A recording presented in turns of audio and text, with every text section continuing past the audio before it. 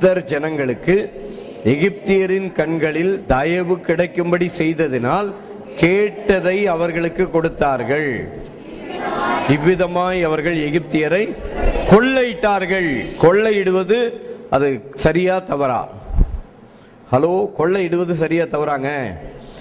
இயேசுவின் இரத்தத்தினாலே பங்கு பெறுகிறவர்களுக்கு, கர்த்தருடைய பந்தியிலே பங்கு பெறுகிறவர்களுக்கு கொள்ளையோடு கொள்ளையாய் கர்த்தர் ஆசீர்வதிக்க விரும்புகிறார். ஹல்லேலூயா. ஏனென்றால் இயேசு கிறிஸ்து சிலுவையிலே தொங்கினது நியாயம் அல்ல. எத்தனை பேர் நியாயம் நினைக்கிறீங்க? இயேசு சிலுவையிலே தொங்கினது நியாயமா? இயேசு பாவத்துக்காக, நம்முடைய பாவத்திற்காக இயேசு கிறிஸ்து தண்டிக்கப்பட்டது நியாயமா? நியாயமா? நியாயமே கிடையாது. அதே போல இயேசு கிறிஸ்து பாவத்தையும் நோய்களையும் பலவீனத்தையும் தரித்திரத்தையும் சுமந்து விட்டார் என்றால், நீங்கள் அந்த தரித்திரத்தை, பலவீனத்தை, நோய்களை, சாபத்தை சுமப்பது நியாயமே கிடையாது. ஹல்லேலூயா. கர்த்தர் எகிப்தியரின் கண்களில், எல்லாரும் சேர்ந்து படிக்கலாமா? யாத்திராகமம் 12:36 கர்த்தருடைய பந்தியை பற்றி அங்கே சொல்லப்பட்டிருக்கிறது. அதை தான் நாம் பார்த்து கொண்டிருக்கிறோம். எத்தனை பேருக்கு ஆசீர்வாதம் வேணுமோ எல்லாரும் சேர்ந்து படிங்க.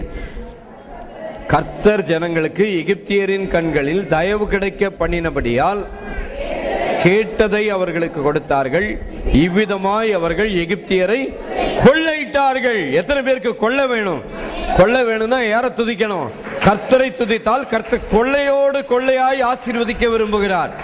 இப்படி ஒரு நிழலாட்டமான ஒரு ஆடை அடித்தவர்களுக்கு கர்த்தர் கொள்ளை தந்தார் என்றால், நீங்கள் நிஜமான இயேசு கிறிஸ்துவின் சரீரத்தையும் இரத்தத்திலும் பங்கு பெறுகிறவர்களுக்கு நிச்சயமான கொள்ளையை கர்த்தர் தர விரும்புகிறார். எத்தனை பேர் வாடகை வீட்டில் இருக்க விரும்புறீங்க? ஹலோ, வாடகை வீட்டில் இருக்க விரும்புகிறவங்களாம் ஒரு அல்லேலூயா சொல்லுங்க. பரவாயில்ல, எல்லாம் கவனமாக இருக்கிறீங்க. எத்தனை பேர் கர்த்தர் என்னை பெரிய வீடு தந்து நன்றாய் இருக்க விரும்புறீங்களா? ஹல்லேலூயா. உங்க பாக்கெட் படி, உங்க சம்பாத்தியத்தின்படி அல்ல, சிலுவையிலே இயேசு தொங்கினது நிமித்தமாக உங்களை ஆசீர்வதிக்க விரும்புகிறார். ஏனென்றால் 2 கொரிந்தியர் 8:9 சொல்லி இருக்கிறது, நம்முடைய கர்த்தராகிய இயேசு கிறிஸ்துவின் கிருபையை அறிந்திருக்கிறீர்களே, அவர் ஐஸ்வர்யமுள்ளவராயிருந்தும் நீங்கள் அவருடைய தரித்திரத்தினாலே ஐஸ்வர்யவான்கள் ஆகும்படிக்கு உங்கள் நிமித்தம் தரித்திரரானாரே. இயேசு கிறிஸ்து தரித்திரரானது நியாயமா? நியாயமா? இல்ல, நியாயமே இல்லை. அப்போ நீங்கள் தரித்திரத்தில் இருக்கிறது நியாயமா? நியாயமே கிடையாது. ஏனென்றால் இயேசு கிறிஸ்து வானத்தையும் பூமியும் உடையவர். வெள்ளியும் பொன்னும் அவருடையது, வானமும் பூமியும் யாருடையது? பூமியும் அது உள்ள யாவும் கர்த்தருடையது. ஆகவே நீங்கள் இருக்கிற வீடு, உங்கள் பக்கத்து வீடு, உங்கள் எதிர் வீடு, நீங்கள் இருக்கிற இடம் எல்லாம் யாருக்கு சொந்தம்? யாருக்குங்க? இயேசுவுக்கு. சொல்லுங்க, யாருக்கு சொந்தம்? இயேசுவுக்கு சொந்தம்னா இயேசு கிறிஸ்து என்ன சொன்னார்? லூக்கா 15:32 சொன்னார், எனக்குள்ளதெல்லாம் உன்னுடையதாக இருக்கிறது. அப்போ எல்லாருமே, மற்ற எல்லாருமே உங்களை விட யாரெல்லாம் பெரிய வீடோ பெரிய நிலத்தையோ வச்சிருக்கிறாங்களோ அவங்களாம் நிலத்தை ஆக்கிரமிப்பு பண்ணி வச்சுக்கிறாங்க. எப்படி? நிலத்தை என்ன பண்ணி வச்சிருக்கிறாங்க? ஆமா, யாருக்கு சொந்தம்? யார் சுதந்திரவாளி? யாருங்க? கலாத்தியர் 4:6 சொல்லுது, படிங்க யாரு சுதந்திரவாளின்னு. ரோமர் 8:17 படிங்க. நாம் பிள்ளைகளானால் சுதந்திரமாமே. இன்னும் எடுக்கல இன்னும். ரோமர் 8:17 இல்லை கலாத்தியர் 4:6 படிங்க. நாம் பிள்ளைகளானால், ஹலோ, நீங்கள், உங்களுக்கு என்ன தெரியணும்? இந்த நிலம், இந்த வீடு, நிலம், பொலம் எல்லாம் யாருக்கு சொந்தம்? எங்க அப்பாவுக்கு சொந்தம். ஆகவே யாருக்கு சொந்தம்? எனக்கு சொந்தம். ஆமீன். சொன்னீங்களா? எத்தனை பேர் சொன்னீங்க? இந்த நிலம், பொலம் எல்லாம் யாருக்கு சொந்தம்? எங்க அப்பா இயேசுவுக்கு சொந்தம். அவருக்கு சொந்தமானதெல்லாம் யாருக்கு சொந்தம்? எனக்கு சொந்தம். ஆமீன். உங்களுக்கு என்ன தெரியணும்? நான் தான் சுதந்திரவாளி. யாரு? நீங்களும் நான் யாரு? சொல்லுங்க. ஹாய், சுதந்திரவாளி சொல்லுங்க. பக்கத்தில் இருக்கவங்கிட்ட சொல்லுங்க. பக்கத்தில் இருக்கவங்கிட்ட சொல்லுங்க. யாரு? நீங்களும் நான் யாரு? சுதந்திரவாளி. எதுக்கு சுதந்திரவாளி? இந்த பூமிக்கு, உலகத்துக்கு, எல்லாத்துக்கும் சுதந்திரவாளி யாரு? நீங்களும் நான். எங்க இருக்குது? ரோமர் 4:13 போட்டிருக்கு பாருங்க.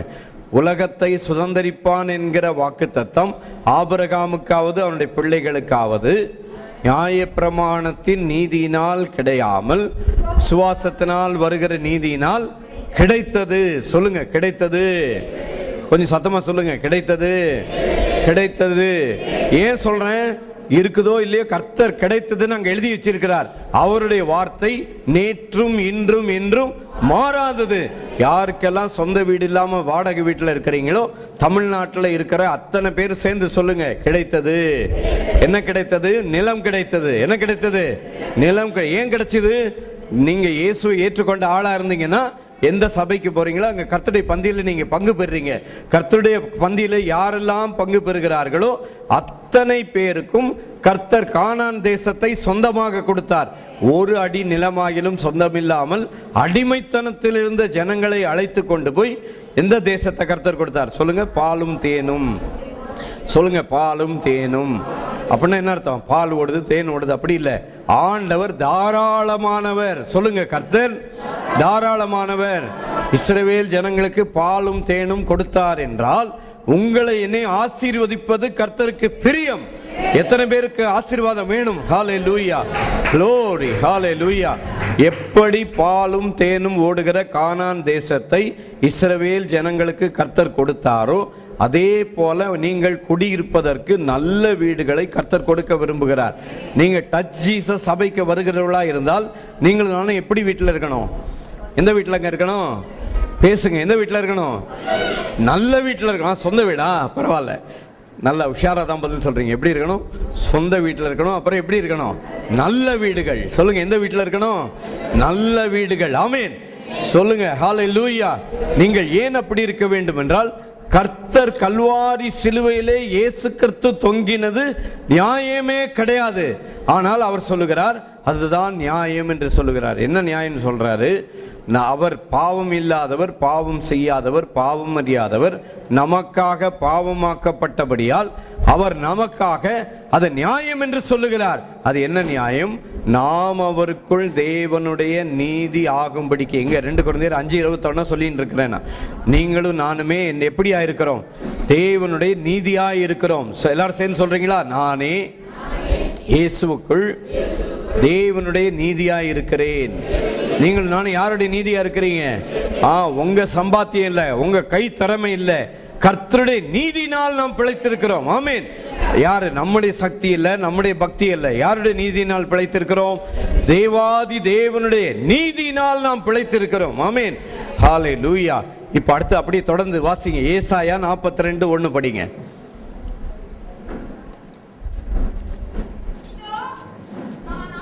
இதோ நான் ஆதரிக்கிற என் தாசன், நான் தெரிந்து கொண்டவரும் என் ஆத்துமாவனுக்கு பிரியமானவரும் இவரே.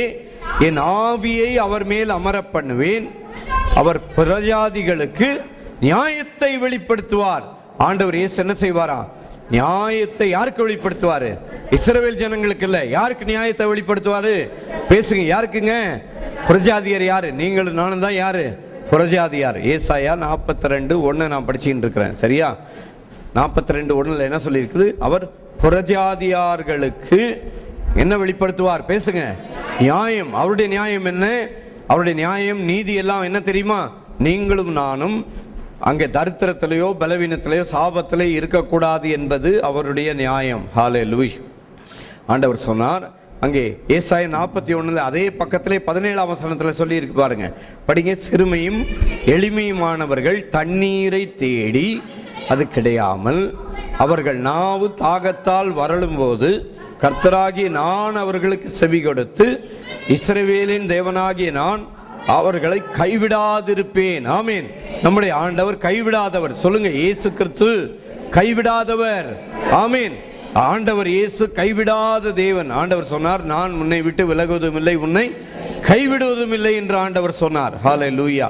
ஆகவே அங்கே சொல்லி இருக்கிறது நியாயத்தை வெளிப்படுத்துவார். சொல்லுங்க, ஆண்டவர் என்ன செய்வாரு? நியாயம் செய்வார். உங்களுக்கு எனக்கு என்ன செய்ய போறாரு? நியாயம் செய்வார். சொல்லுங்க, எல்லாரும் சொல்லுங்க, ஆண்டவர் இயேசு என்ன செய்வாரு? நியாயம் இனிமேல் தான் செய்ய போறாரா? கல்வாரி சிலுவையில் செஞ்சிட்டாரா? செஞ்சிட்டார். ஏற்கனவே கர்த்தர் நியாயத்தை செய்திருக்கிறார். அந்த நியாயத்தை நீங்களும் நானும் பெற்றுக்கொள்ளும்படிக்கு ஆண்டவர் விரும்புகிறார்.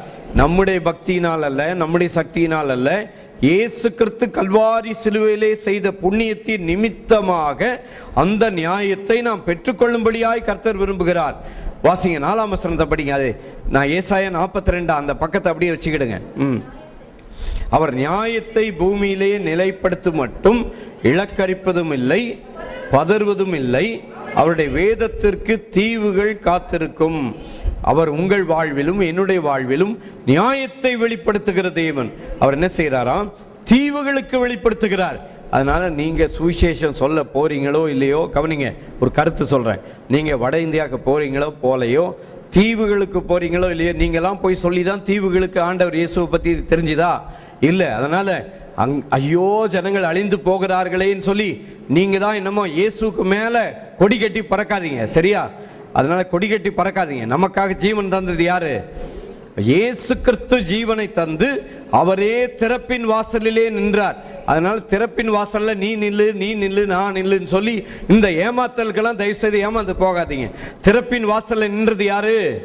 இயேசு கிறிஸ்து உங்களுக்காக எனக்காக திறப்பின் வாசலிலே நின்றார். சரி, வாசிங்க 42:7 படிங்க. கர்த்தராகிய நான் நீதியின்படி உம்மை அழைத்து உம்முடைய கையை பிடித்து உம்மை தற்காத்து உம்மை ஜனத்திற்கு உடன்படிக்கையாகவும் ஜாதிகளுக்கு ஒளியாகவும் வைக்கிறேன். ஆண்டவர் இயேசு யாரு? உடன்படிக்கை. அவரே உடன்படிக்கையா இருக்கிறார். 42 அதிகாரத்தில் 7 வசனம், ஏசாயா 42:7 உடன்படிக்கையாக இருக்கிறார். யாரு? இயேசு கிறிஸ்து உடன்படிக்கையா இருக்கிறார் என்று சொல்லி இருக்கிறது. என்ன உடன்படிக்கை கவனிக்கிறீங்களா? முதலாவது உடன்படிக்கை பிதாவாகி தேவன் ஆதாம் இடத்துல பண்ணார். ஆனால் அவன் என்ன செய்யல? யாருக்கு கீழ்ப்படிந்தான்? கர்த்தருக்கு கீழ்ப்படியாம யாருக்கு கீழ்ப்படிஞ்சிட்டான்? சாத்தானுக்கு கீழ்ப்படிஞ்சான். விளங்குதா? சாத்தானுக்கு அவன் கீழ்ப்படிந்ததுனாலே ஆதாம் ஏவாள் அவங்க மட்டும் சாத்தானுக்கு கீழ்ப்படியல. என்ன பண்ணிட்டாங்க? எல்லாருமே என்ன செஞ்சிட்டாங்க? சரி, அதை உங்களுக்கு ஒரு உதாரணம் சொல்லி விளக்கட்டுமா? எனக்கு இங்கே அதை விளக்குறதுக்கு ஒரு ஹஸ்பண்ட் ஒய்ஃப் வேணுமே. யாரை கூப்பிடுறது? யார் இருக்கிறாங்க? கணவன் மனைவி 2 பேரும் வேணும். யாரை கூப்பிடலாம்? பிரதர் மதன் இங்கே வாங்க. அவர் தான் எந்த எழும்புறதே கிடையாது எதுக்குமே. இங்கே வாங்க. அவருடைய ஒய்ஃபும் இங்கே வாங்க. 2 பேரும் வாங்க. எழுமுங்க சிஸ்டர்.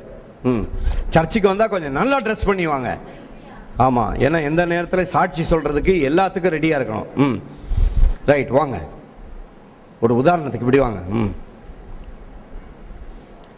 கவனிங்க. இவர் தான் ஆதாம், இந்த அம்மா ஏவாள். இவர் யாரு? ஆதாம். இந்த அம்மா யாரு? ஏவாள். ஆதாம் ஏவாள். இந்த ஏவாள் என்ன பண்ணாங்க? கனியை பறிச்சு யாருக்கிட்ட கொடுத்தாங்க? யாருக்கிட்ட? இந்த ஆதாம் கிட்ட கொடுத்தாங்க. ஆனா ஆதாம் கிட்ட மட்டும் கொடுக்கல. என்ன பண்ணிட்டாங்க? இந்த அம்மா, தயவுசெய்து சிஸ்டர் சகோதரிகள்லாம் வருத்தப்படாதீங்க, இந்த அம்மா கனியை பறிச்சு யாருக்கிட்ட கொடுத்தாங்க? ஆதாம் கிட்ட கொடுத்தா பரவாயில்ல, ஆதாம் மட்டும் இல்லை எனக்கு சேர்த்து கொடுத்துட்டாங்க. அதான் பிரச்சனையே. என்ன ஆயிப்போச்சு? இந்த ஆதாம் புசித்ததுனாலே இனி பிறக்க போற எல்லா மனுஷனுமே இருட்டுக்குள்ள சாத்தானுக்குள்ள பிறக்கும்படிக்கு செய்து விட்டான். இந்த ஆதாம், இந்த அம்மா கனியை பறிச்சு யார்கிட்ட கொடுத்தாங்க? ஆதாம் கிட்ட கொடுத்த உடனே என்ன நடந்துச்சு? என்னங்க வந்தது? ஆதாமுக்கு என்ன வந்துச்சு? இப்போ கனியை பறிச்சு சாப்பிட்ட உடனே முதல்ல ஆதாமுக்கு என்ன கிடையாது? என்ன கிடையாது? மரணம் கிடையாது, வயசாகி போற பிரச்சனை கிடையாது. இருந்துச்சு ஆதாமுக்கு. அது வரைக்கும் அவனுக்கு என்ன கிடையாது? மரணம் கிடையாது. அது மட்டும் ஆதாமுக்கு மட்டும் இல்லை, பூமியில முள்ளுன்றதே கிடையாது. தெரியுமா உங்களுக்கு? முள்ளே கிடையாது இந்த பூமியில. இந்த ஆதாம் பாவம் செஞ்சதுனால என்ன வந்துச்சு? முள்ளு வந்தது. அதுக்கு முன்னால் என்ன கிடையாது? வேர்வையே கிடையாது. தெரியுமா? வேர்வை கிடையாது, வருத்தம் கிடையாது, முள்ளு கிடையாது, பசி கிடையாது, தாகம் கிடையாது. ஏனென்றால் இந்த ஆதாம் எல்லாவற்றையும் இயேசு கிறிஸ்துவிடத்திலே நேரடியாக பெற்றுக் கொண்டிருந்தார். என்னைக்கு சாத்தானுக்கு இந்த ஆதாம் கீழ்ப்படிஞ்சாரோ அவர் மட்டும் இல்லை, எல்லாரையும் சேர்த்து இருட்டுக்குள்ளவே பறக்கும்படிக்கு செய்து விட்டார். கவனிக்கிறீங்களா? சாத்தான் செஞ்சது இந்த ஏவாள் மூலமா ஆதாம மட்டும் கெடுக்கல, இனி இந்த உலகத்துல பிறக்க போற எந்த மனுஷனையுமே இருட்டில் பிறக்கிற மாதிரி பண்ணிட்டான். அது மட்டும் இல்லாமல், சரி இப்போ ஆதாம், முதல் ஆதாம் செஞ்சதை பத்தி நம்ம சொல்ல வேண்டாம், நமக்கு முக்கியம் 2வது ஆதாம். 2ஆம் ஆதாம் என்ன செஞ்சாரு? ஹலோ, கவனிச்சிங்களா? முதலாம் ஆதாம் செஞ்ச காரியம், இனி பிறக்க போற எல்லா மனுஷனுமே பாவத்திலேயே பிறந்து பாவத்திலேயே சாகிற மாதிரி பண்ணிட்டான். ஆனா இயேசு கிறிஸ்து என்ன செஞ்சாரு? யாரெல்லாம் இயேசு கிறிஸ்துவை ஏற்றுக்கொண்டு மறுபடியும் பிறந்து விடுகிறார்களோ அவங்க வாழ்க்கையில் என்ன நடக்குது? இனி இந்த இயேசு கிறிஸ்துவை ஏற்றுக்கொண்டவர்களுக்கு என்ன கிடையாது? மரணமே கிடையாது. ஆமென். இயேசுவை ஏற்றுக்கொண்ட என்ன கிடையாது? மரணம் கிடையாது, ஆக்கினை தீர்ப்பு இல்லை. இயேசுவை ஏற்றுக்கொண்டவர்களுக்கு என்ன கிடையாது? யோவான் 5:24 என்ன சொல்லுது? என் வசனத்தை கேட்டு என்னை அனுப்பினவரை விசுவாசிக்கிறவனுக்கு நித்திய ஜீவன் உண்டு. அவன் பாவம் செஞ்சிட்டான்னா நித்திய ஜீவன் கெட்டு போயிட்டு போட்டுக்குதா? இல்லை. அதாவது சபை மாத்திருச்சு, பிரசங்கியார் மாத்திட்டான். கவனிங்க, பிரசங்கியார் மாத்திட்டான். கவனிங்க, மறுபடியும் சொல்றேன், கவனிங்க. வசனம் என்ன சொல்லுது? பாவம் செய்யாதவனுக்கு நித்திய ஜீவன் உண்டென்றும், அதாவது சபையும் பிரசங்கியாரும் மாத்திட்டாங்க. பாவம் செய்யாதவனுக்கு நித்திய ஜீவன் உண்டென்றும், பாவம் செய்தவர்களுக்கு என்ன கிடையாது? நித்திய ஜீவன் கிடையாதுன்னு சபையும் பிரசங்கியாரும் மாத்திட்டாங்க. ஆனா வசனம் என்ன சொல்லுது? இயேசு கிறிஸ்து என்ன சொன்னாரு? என் வசனத்தை கேட்டு என்னை அனுப்பினவரை விசுவாசிக்கிறவனுக்கு என்ன உண்டு? நித்திய ஜீவன் உண்டு. அவன் ஆக்கினை தீர்ப்புக்கு உட்படாமல் மரணத்தை விட்டு நீங்கி. ஆகவே இந்த ஆதாமை பத்தியோ பாவத்தை பத்தியோ இந்த சபையில நாங்க பேசுறது இல்லை. எந்த மனுஷனும் பாவத்தினால நரகத்துக்கு போறது கிடையாது. ஹலோ ஹலோ, கவனிக்கிறீங்களா? எந்த மனுஷனும் நரகத்துக்கு போறது காரணம் என்னது? பாவம் கிடையாது. அந்த பாவத்தின் பரிகாரியாகி இயேசு கிறிஸ்துவை ஏற்றுக்கொள்ளாததை நிமித்தமாகத்தான் ஒரு மனுஷன் எங்க போகிறான்? நரகத்துக்கு போகிறான். அதனால நம்ம யாரை உயர்த்துகிறோம்? நித்திய ஜீவன் கொடுத்த இயேசு கிறிஸ்துவை உயர்த்தும்படிக்கு கர்த்தர் கொண்டு வந்திருக்கிறார். அவருடைய வார்த்தை நேற்றும் இன்றும் என்றும் மாறாதது. மாறாத வார்த்தையை மகிமைப்படுத்தி எல்லாரும் சேர்ந்து இயேசு கிறிஸ்து மாறாதவரே என்று சொல்லி பாடி கர்த்தரை மகிமைப்படுத்த போறோம். மகிமைப்படுத்தலாமா? இப்ப நீங்க போலாம். ரைட், நன்றி. கொஞ்சம் நீட்டா வர வேண்டுமா? ஆதா மாதிரி தான் வரணுமா? ரைட் ஜி, எல்லாரும் சேர்ந்து கர்த்தரை மகிமைப்படுத்தலாமா? கவனிங்க, இப்போ இந்த பாடலை கேட்டுக்கொண்டிருக்கும் பொழுது உங்க வீட்டில் அந்தகார கிரியைகளோ இல்லை இரவிலே தூக்கம் வரும் பொழுது பலவிதமான கெட்ட சொப்பனங்களோ வந்தாலோ இந்த பாட்டை பாடிக்கொண்டிருக்கிற அந்த நேரத்தில் உங்க வீட்டில் இருக்கிற எல்லா பேயும் இப்போ ஓடி போயிடும். எத்தனை பேர் நம்புறீங்க? ஆகவே இயேசு கிறிஸ்து மாறாதவரே இன்று இந்த இடத்துல பாடும் பொழுது நீங்களும் சேர்ந்து, சபையார் மட்டுமல்லாமல் இந்த தொலைக்காட்சியிலே பார்க்கிற அத்தனை பேர் சேர்ந்து பாடும் பொழுது உங்க வீட்டில் இருக்கிற எல்லா பேய் பிசாசுகள், எல்லா அந்தகார கிரியைகள் இயேசு கிறிஸ்துவின் நாமத்தில் இப்பொழுதே ஓடும். எல்லாரும் சேர்ந்து கர்த்தரை மகிமைப்படுத்தலாமா? இயேசு கிறிஸ்து மாறாதவரே, மாறாதவரே, மாறாதவர். ஆமென். இயேசு கிறிஸ்து மாறாதவரே. Glory, hallelujah, hallelujah. Hallelujah, hallelujah, hallelujah. இயேசு கிறிஸ்து மாறாதவரே, மாறாதவரே, மாறாதவரே. ஆமென். இயேசு கிறிஸ்து மாறாதவரே, நித்தியமாய் நித்தியமாய் மாறாதவர்.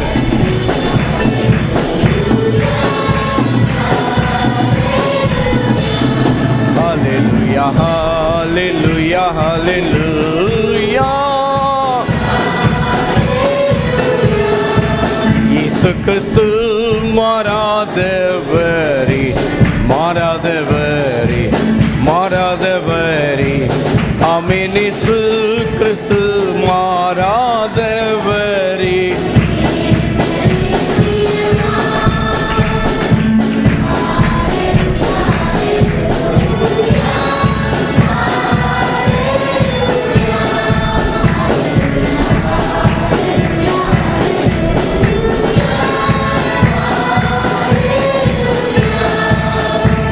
கிறிஸ்து மாறாதவரே, மாறாதவரே.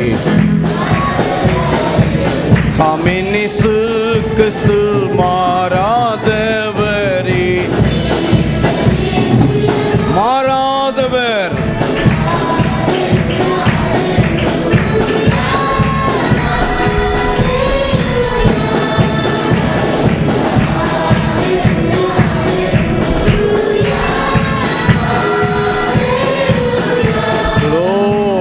ஹல்லேலூயா. நியாயமாய் சிலுவையிலே தண்டிக்கப்பட்டவர் இயேசு கிறிஸ்து. சிலுவையிலே தண்டிக்கப்பட்டது நியாயமே கிடையாது.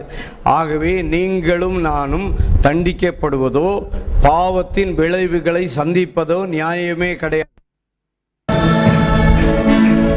இப்போ மறுபடி வாசிங்க, ஏசாயா 42:7. நான் நீதியின்படி உம்மை அழைத்து உம்முடைய கையை பிடித்து. அதாவது கவனிங்க, இந்த வேத வசனம் உங்களை பத்தி இல்லை, என்ன பத்தி இல்லை. இந்த வேத வசனம் முழுவதும் இயேசு கிறிஸ்துவை பற்றி இந்த வேதத்தில் எழுதப்பட்டிருக்கிறது. இந்த வேத வசனம் யாரை பத்தி சொல்லி இருக்கிறது? இயேசுவை பற்றி சொல்லி இருக்கிறது. அதாவது நான் உன்னை விட்டு விலகுவதும் இல்லை, உன்னை கைவிடுவதும் இல்லை என்று சொன்னது யாரு? அங்கே எபிரேயர் 13:5 சொல்லி இருக்குது. இயேசு கிறிஸ்துவை பற்றி சொல்லப்பட்டிருக்கிறது. ஆண்டவர் சொன்னார், நான் உன்னை என்ன செய்வேன்? கண்ணின் கண்மணி போல பாதுகாப்பேன் என்று சொன்னார். யாரை பத்தி சொல்லி இருக்கிறாரு? இயேசு கிறிஸ்துவை பற்றி வேதத்துல சொல்லி இருக்குது. அது மட்டுமல்ல, இன்னொன்னு என்ன சொல்லிட்டு தெரியுமா? பயப்படாதே, நான் உனக்கு துணை நிற்கிறேன். சொல்லுங்க, பயப்படாதே, நான் உனக்கு துணை நிற்கிறேன். பிதாவானவர் இயேசுவை பார்த்து சொல்லுகிறார். பிதாவானவர் இயேசுவை என்னெல்லாம் பார்த்து சொன்னாரோ இயேசு கிறிஸ்து அத்தனை உங்களை பார்த்து சொல்லிட்டார். பிதாவானவர் இயேசுவை பார்த்து சொல்றார், நீரே தெரிந்து கொள்ளப்பட்டவர் என்று சொல்லி. ஆனா ஆண்டவர் இயேசு என்ன சொல்றாரு? உங்களை என்னை பார்த்து நீங்க தான் தெரிந்து கொள்ளப்பட்டீங்கன்னு சொல்றார். பிதாவானவர் மொத்த அதிகாரத்தையும் சகல வல்லமையும் யார் இடத்துல கொடுத்தார்? இயேசு இடத்துல கொடுத்தார். இயேசு கிறிஸ்து என்ன பண்ணாரு? தன்னையே மொத்தமாக முற்றிலுமாக உங்களுக்கு எனக்கு தந்து விட்டார். என்ன கொடுத்தாரு? இயேசு கிறிஸ்துவே உடன்படிக்கையாக நின்று விட்டார். என்ன உடன்படிக்கை? எபிரேயர் 8:12 தான் அந்த உடன்படிக்கை. ஏனெனில் நான் அவர்கள் அநியாயங்களை கிருபையாய் மன்னித்து அவர்கள் பாவங்களையும் அவர்கள் அக்கிரமங்களை என்ன செய்வேன்? இனி நினையாமல் இருப்பேன் என்று கர்த்தர் சொல்லுகிறார். அது எபிரேயர் 8:12 மட்டும் படிச்சா பார்த்தால், எபிரேயர் 10:17 படிங்க. இப்போ அவர்களுடைய பாவங்களையும் அவர்களுடைய அக்கிரமங்களையும் நான் இனி என்ன செய்வதில்லை? நினைப்பதில்லை. உங்க பாவத்தை உங்க அக்கிரமத்தை ஆண்டவர் எங்க நினைச்சிட்டாரு? கல்வாரி சிலுவையிலே 2000 வருஷத்துக்கு முன்பதாக பிதாவாகிய தேவன் இயேசு கிறிஸ்துவின் மேல் நீங்க பிறக்கிறதுல இருந்து சாகும் வரை உள்ள உங்க கடந்த கால, நிகழ்கால, எதிர்கால எல்லா பாவத்தையும் பிதாவாகிய தேவன் இயேசு கிறிஸ்துவின் மேல் நினைத்து விட்டார். ஆகவே உங்களை என்னையும் கர்த்தர் விடுதலையாக்கி விட்டார். எத்தனை பேர் விடுதலை பெற்றுக் கொண்டவர்கள்? இன்னும் விடுதலை பெறலாம், இன்றைக்கு பெற்றுக் கொள்ளுங்கள். ஹல்லேலூயா. இன்னும் நீங்கள் பாவத்திலோ சாபத்திலேயோ பலவீனத்திலோ இருப்பது என்ன கிடையாது?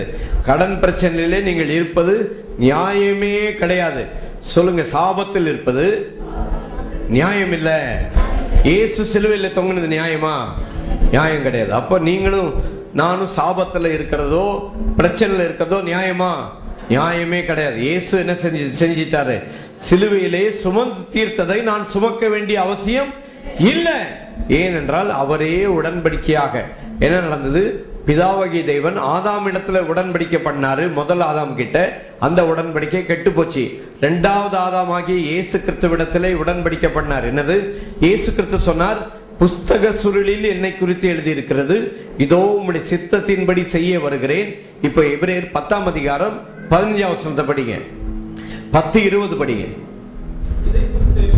10:20 அந்த மார்க்கத்தின் வழியாய் பிரவேசிப்பதற்கு அவருடைய இரத்தத்தினாலே நமக்கு தைரியம் உண்டாயிருக்கத்தக்கதாக தேவனுடைய வீட்டின் மேல்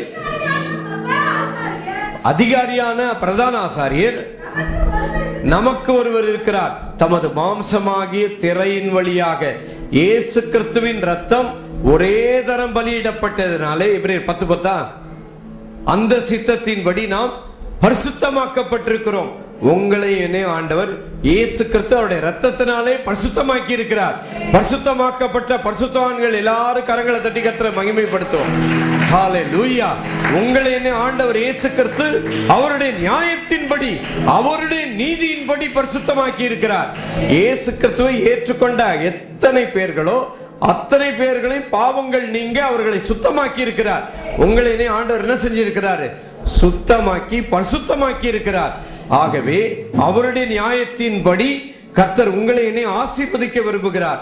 எத்தனை பேர் ஆண்டவருடைய நியாயத்தை பெற்றுக்கொள்ள விரும்புறீங்க? எல்லாரும் சேர்ந்து கர்த்தரை மகிமைப்படுத்தலாமா? ஜி போடலாம். இப்போ மத்தேயு சுவிசேஷம் 12:10 படிங்க.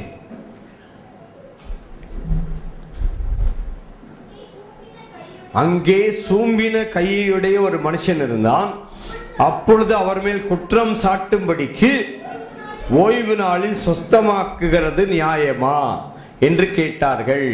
அதற்கு அவர், உங்களில் எந்த மனுஷனுக்காகிலும் ஒரு ஆடு இருந்து அது ஓய்வு நாளில் குழியிலே விழுந்தால் அதை பிடித்து தூக்கிவிட மாட்டானோ? நீங்கள் எல்லாரும் எங்கள் ஆண்டவர் இயேசு கிறிஸ்து உண்டாக்கின ஆடுகளாய் இருக்கிறீர்கள்.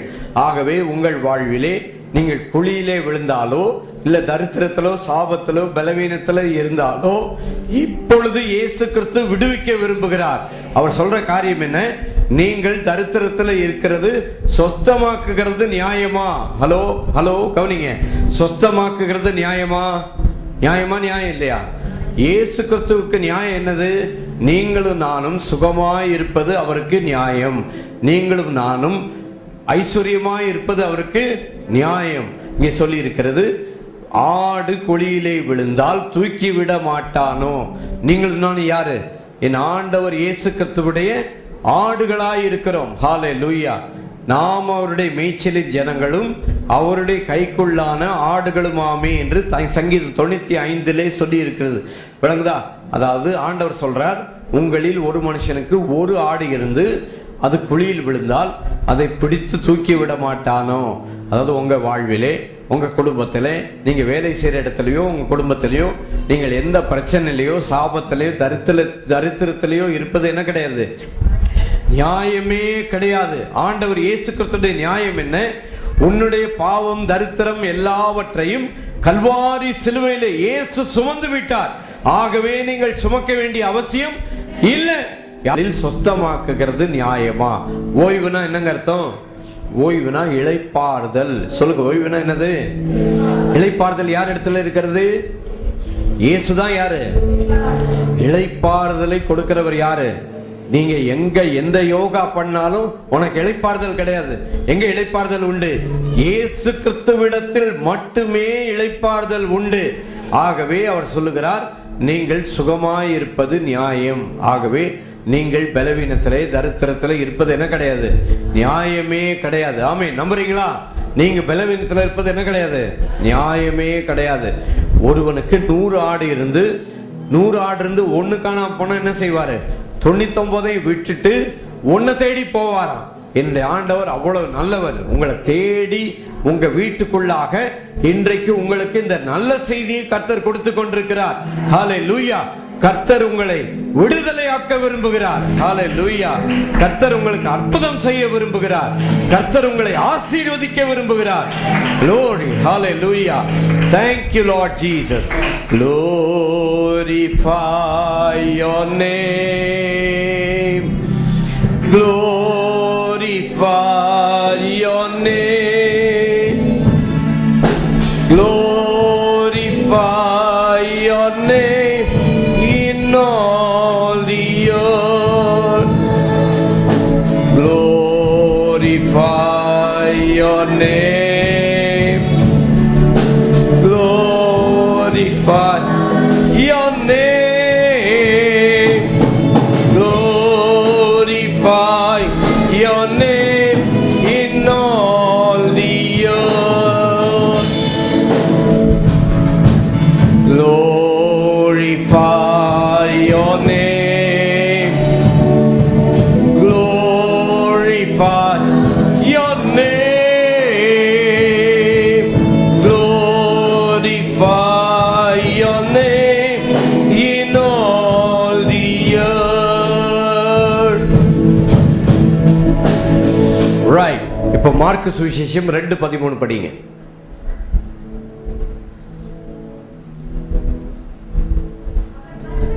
அவர் மறுபடியும் புறப்பட்டு கடல் அருகே போனார்.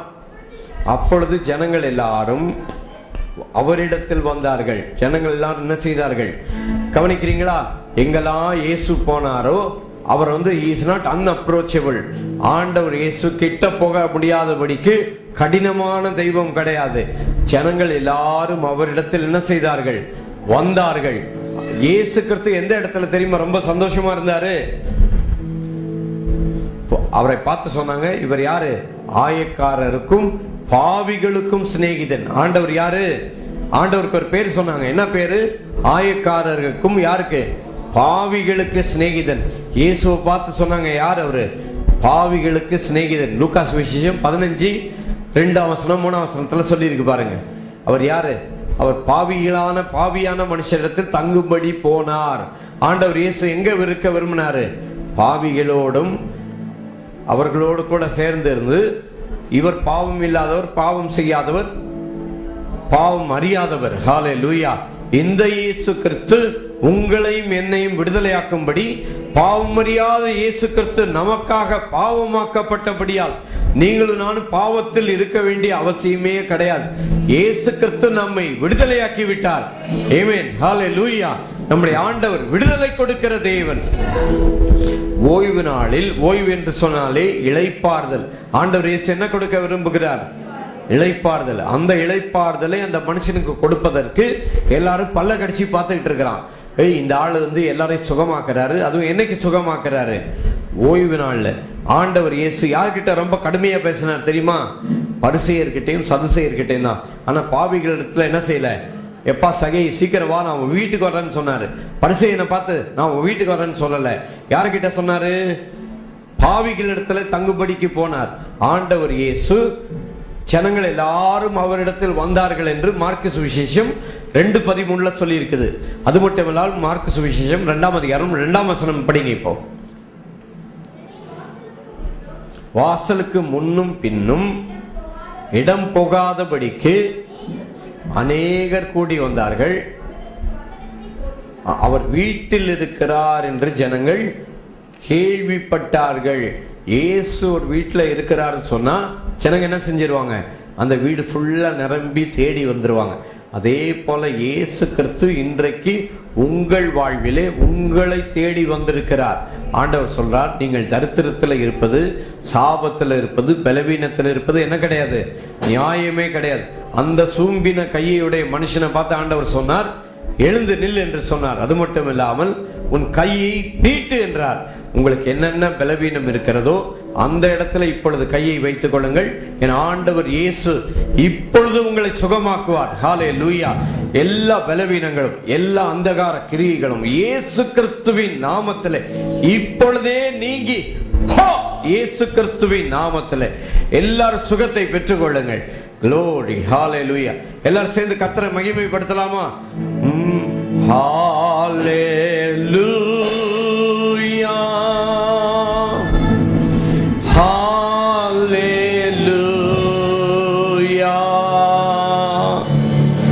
hallelujah,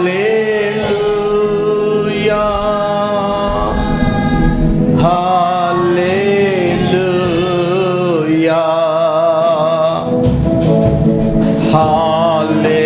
Hallelujah,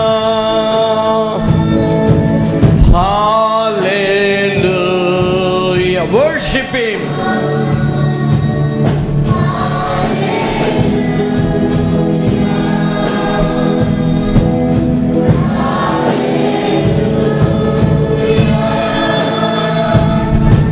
ஒரு அல்லேலூயா பாடினாலே உங்க வீட்டில் இருக்கிற பேய், நோய், சாபம் எல்லாம் இயேசுவின் நாமத்துல ஓடி போயிடும். எல்லாரும் சேர்ந்து பாடலாமா மறுபடியும்? ஹாலே தீபாடி தி மிஷா பாபா காரி தி தி மிராமாபா. Receive the power of God in the name of Jesus.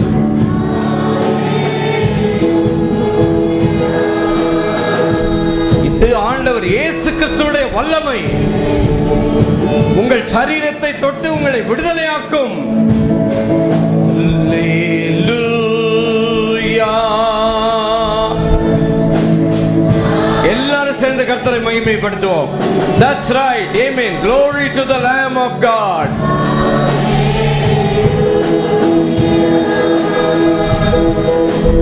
Hallelujah.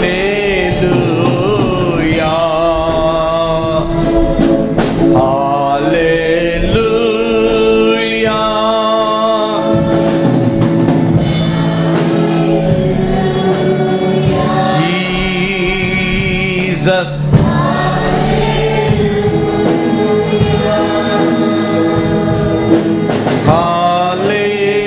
Hallelujah. எல்லாரும் சேர்ந்து சொல்லலாமா?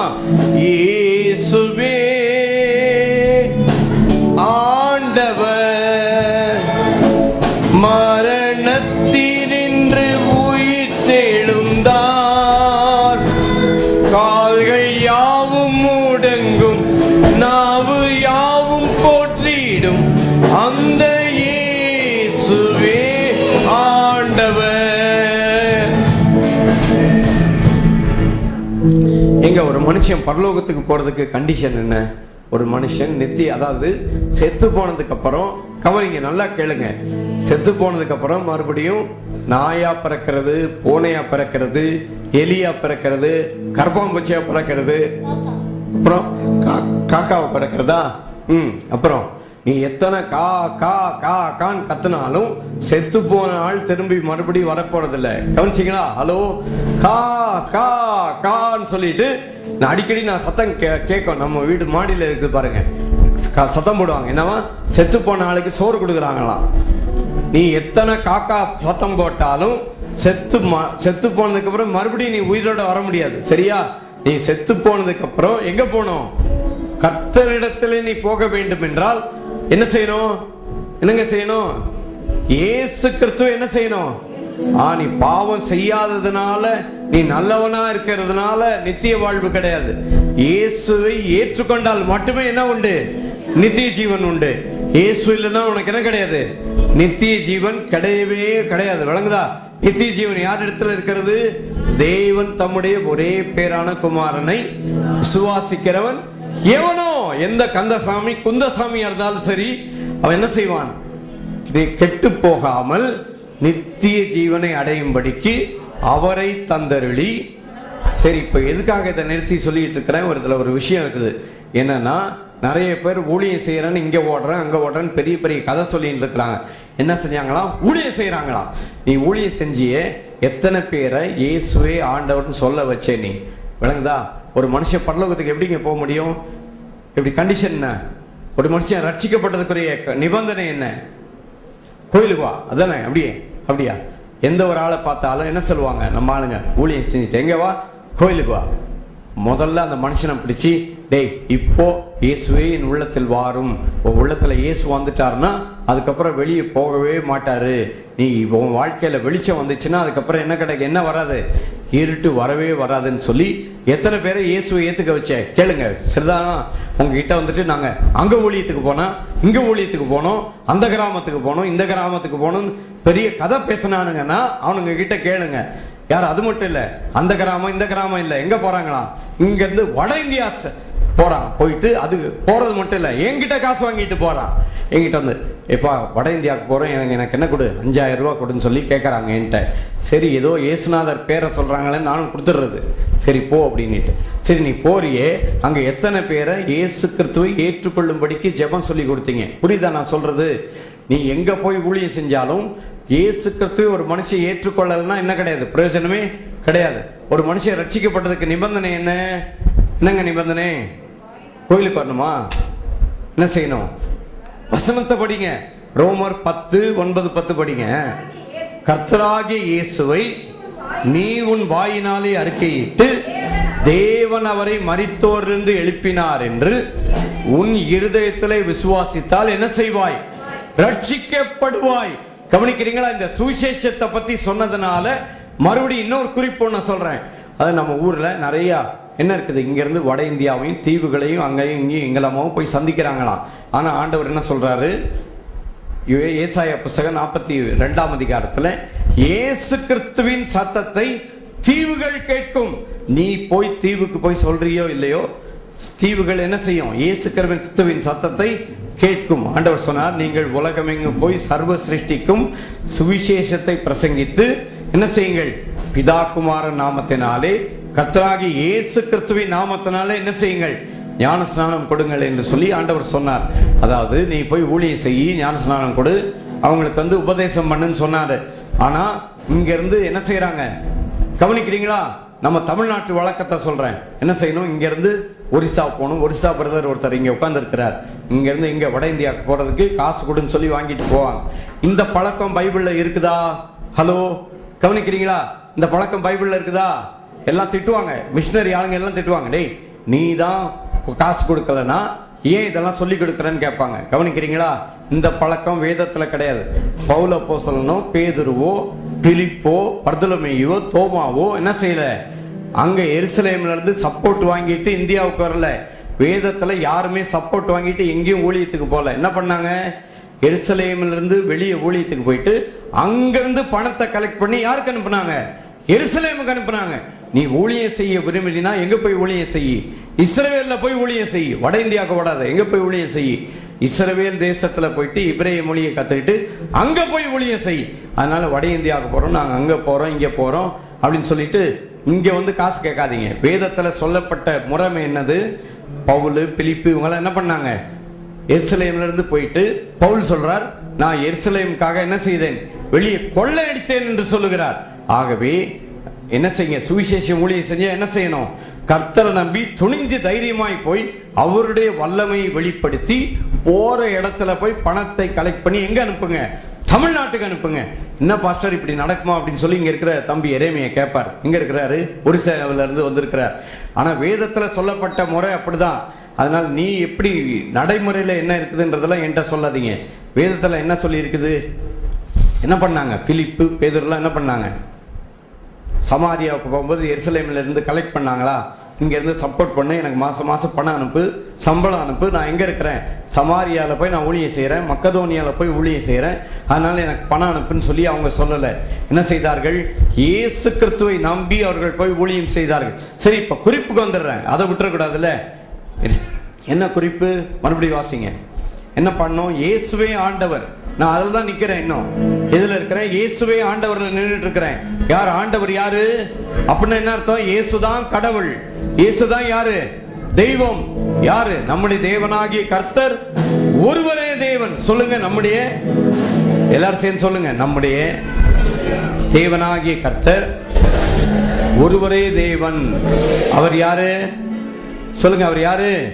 சொல்லுங்க, அவர் யாரு? பேசுங்க. இயேசு கிறிஸ்து. ஆமென். சொல்லுங்க, இயேசு கிறிஸ்து யாரு? ஆண்டவர். அப்படின்னா என்ன அர்த்தம்? இயேசு கிறிஸ்துவே தேவன் என்று அர்த்தம். எல்லாரும் சேர்ந்து சொல்லலாமா? இயேசுவே ஆண்டவர், மரணத்தினின்று உயிர் தெழுந்தார். Hold on. இயேசு கிறிஸ்து மரணத்திலிருந்து அவர் மட்டும் உயிரோட எழும்பல. யாரெல்லாம் அவரை ஏற்றுக்கொண்டார்களோ அத்தனை பேரையும் இயேசு கிறிஸ்து ஏற்கனவே உயிர்ப்பித்து விட்டார்.